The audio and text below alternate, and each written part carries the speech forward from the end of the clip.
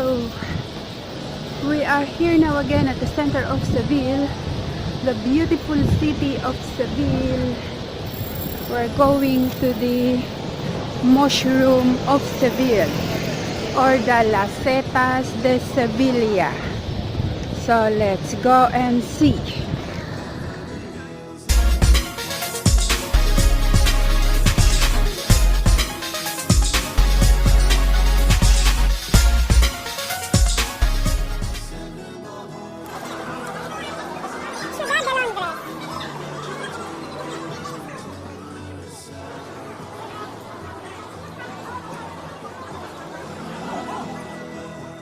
So ayan, andito na tayo sa Incarnation Square. There, yun ang tinatawag nilang Las Setas de Sevilla, the mushroom of Seville. So tara na punta tayo sa taas at titingnan natin kung anong meron dyan.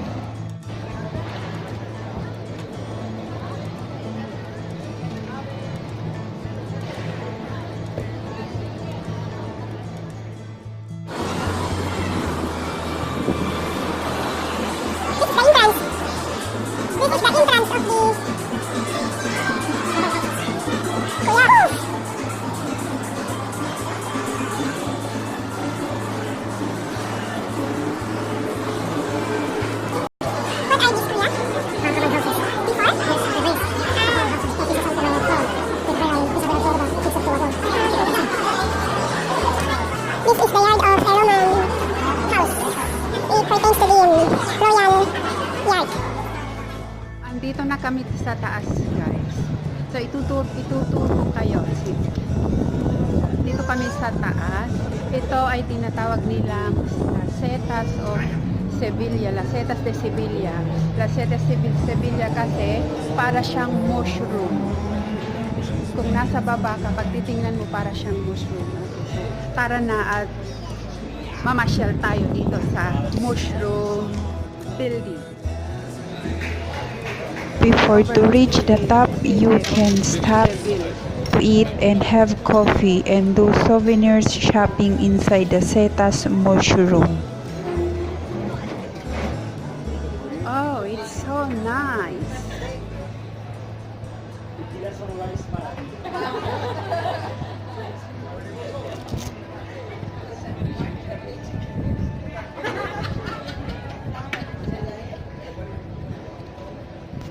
For those visitors who paid entrance ticket can have a free postcard and a discounted drink in the cafe.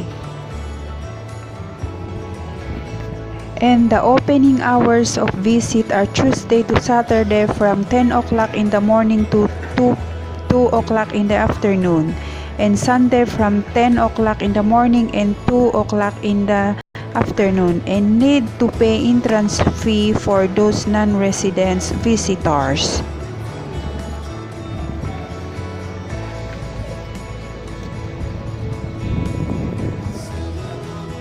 Ayan.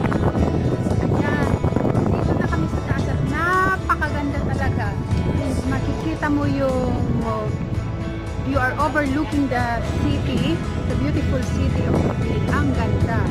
Ito, napakahangin pero maganda. Lalo na pag ngayon, yan, it's downing. The sun is down.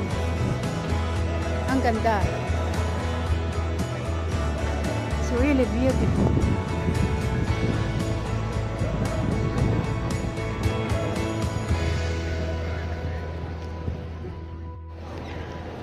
Upon arriving at the top, you can enjoy a breathtaking views, an amazing views, fantastic construction with the Roman view over the city. At the top, you can overview down the whole city. The Seville Cathedral, which is at the center of the city. The Alameo Bridge, Tower of the Ballets, which are all located on the southwest of Seville.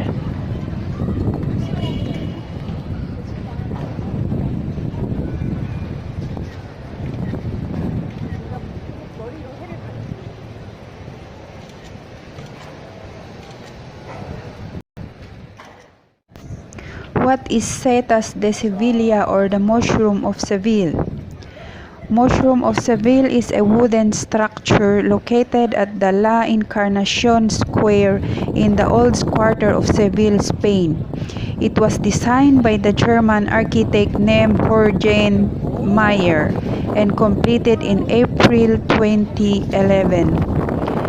Has dimension of 100 by 70 meters, 400 by 200 feet, and an approximate height of 26 meters or 85 feet, and claims to be the largest wooden structure in the world.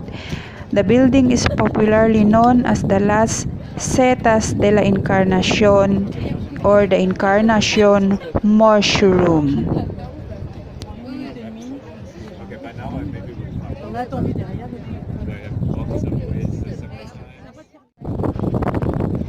So nice.